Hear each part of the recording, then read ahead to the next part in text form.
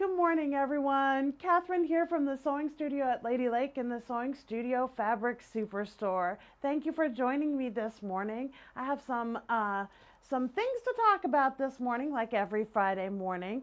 So as you approach your projects, you have to figure out what's the best way to keep it all together. How are you going to keep it all together? Are you going to pin it? Are you going to clip it?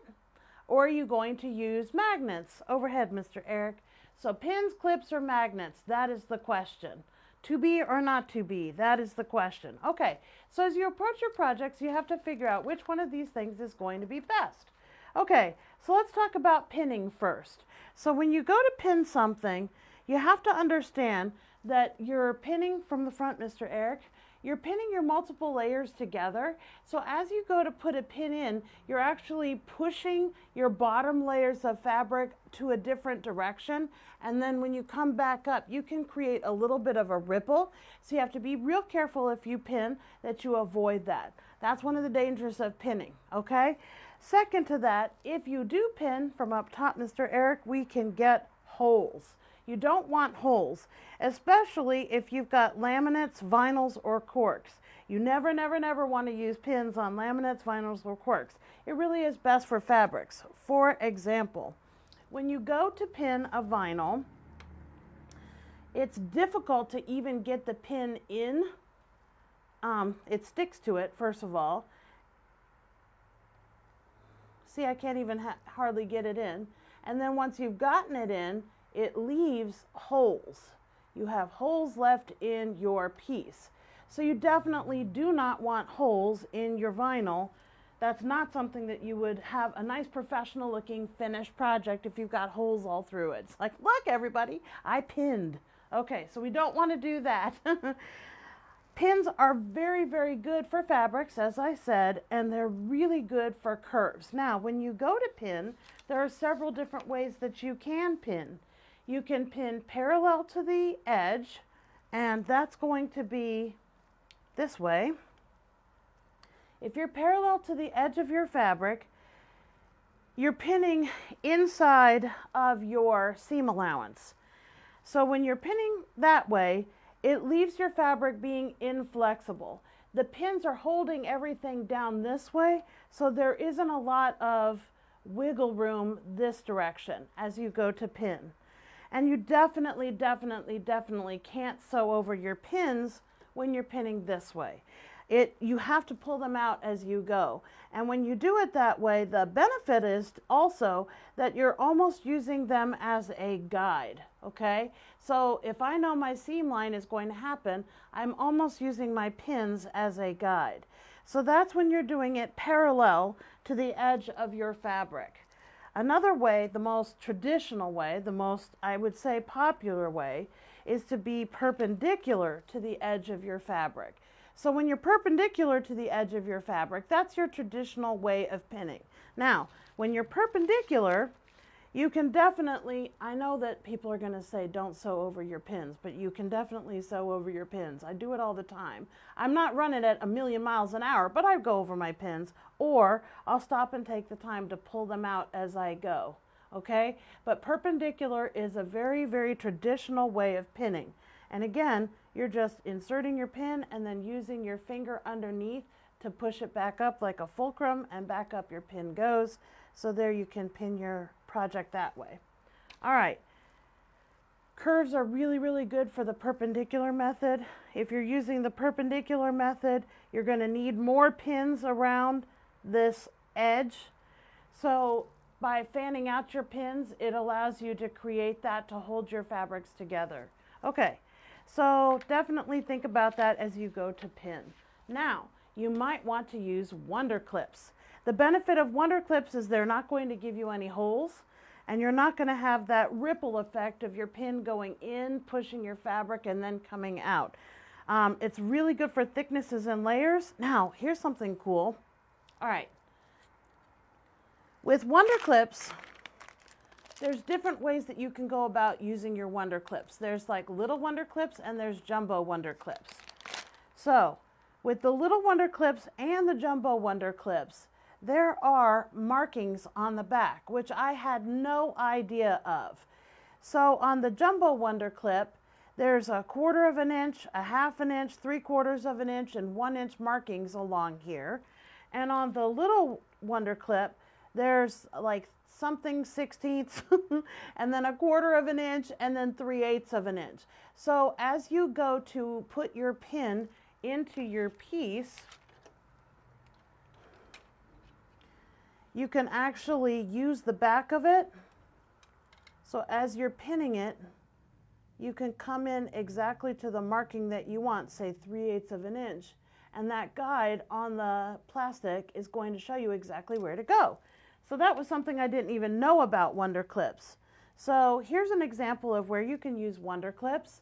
They are really good for holding your binding on when you've got multiple layers of fabric, your back fabric, your batting, your front fabric, and they really are just fast to pinch on and pinch off, and it's just a really efficient, speedy way of moving through your project. Okay, so Wonder Clips are good for that. Wonder Clips are also good. Remember last week we talked about zippers. Oh, and don't forget to check us out on YouTube. We've got these on YouTube now. So you can really quickly pin together your zippers. And again, by having your Wonder Clips in place, you can butt the clip right up to the teeth of the zipper so that you know exactly where to put your stitching line. So yeah, Wonder Clips, the last thing to mention about Wonder Clips is they're kid friendly. No stabby the fingy. I like that. I don't like it when my daughter pokes holes in her beautiful fingers. Okay, so the last thing I want to talk about is magnets. These have been around for a little while, but they seem to be growing in popularity. Sew Tights is a company that's two sisters started Sew Tights. So something to think about is that when you're using magnets, they come in 3 different ways. So you've got the minis, the little purple ones, the big ones, and then you've got like a multi-pack. The multi-pack is really cool because there's different shapes and different sizes that are available with the multi-pack. That's the one that's the multi-pack. Okay, so with those different orientations of magnets, first of all, I want to show you there's the fear that using a magnet towards the bed of your machine might stick to the metal needle plate. So if I'm trying to get a blanket stitch to sew my little house onto my little piece of fabric, I can approach my bed of my machine. You've got your needle plate there, and honestly, it doesn't come anywhere near to sticking to the bed. Not that I have found anyway. So I can rub it all around here and you see it's not sticking. I've got full flexibility and full movement. So there is no danger of sticking to that metal needle plate, which is actually kind of cool. So the cool thing about the magnets is that when you're dealing with thick layers. So on this particular piece, I've got my outside fabric, my inside fabric. I also have lining in there. There's the inside lining, outside lining, and there's even a thick batting in here as well. So that's like 8 layers at least that you're starting to approach. So when you go to sew this, you've got to do this little sunburst kind of pattern. The magnets actually hold things in place very well for you as you go along so that you can quickly do your little sunburst and hold all your layers together without it slipping, without it rippling your fabric or moving your fabric at all. I thought that was really, really cool. There's also, if you think about the idea of the thick layers when you start to do bags and totes, where you've got, again, tons and tons of bulk, especially as you go to approach the edge of something. The edge of something, you've got your bottom, you've got your sides, both coming together, everything, you've got a whole bunch of layers coming together. The magnets actually hold things real tight together in this. A customer made this and she brought it in and she's like, oh my gosh, I've fallen in love with these magnets. So you can use it on this kind of thing. And again, they're not going to poke holes in your beautiful cork or anything like that. So that's wonderful. If you're doing little applique, you can take your magnets and you would just set it down wherever you want on your piece so that you can hold your piece together. The little round dots are cool because there's no sharp edges for anything to get caught on. So that's a really cool kind of a thing. So you can use those magnets in different areas to hold multiple layers together that way as well. And last but not least, I also discovered that you can use them in embroidery. So if I'm not going to be hooping something, if I'm going to be floating it, that means my piece that I'm working on is floating on top of my stabilizer. It's not hooped within my stabilizer. I can use the magnets to hold this in place. And also with that, because on the back side where my magnets are, this does not stick to the bed at all. I tried it yesterday.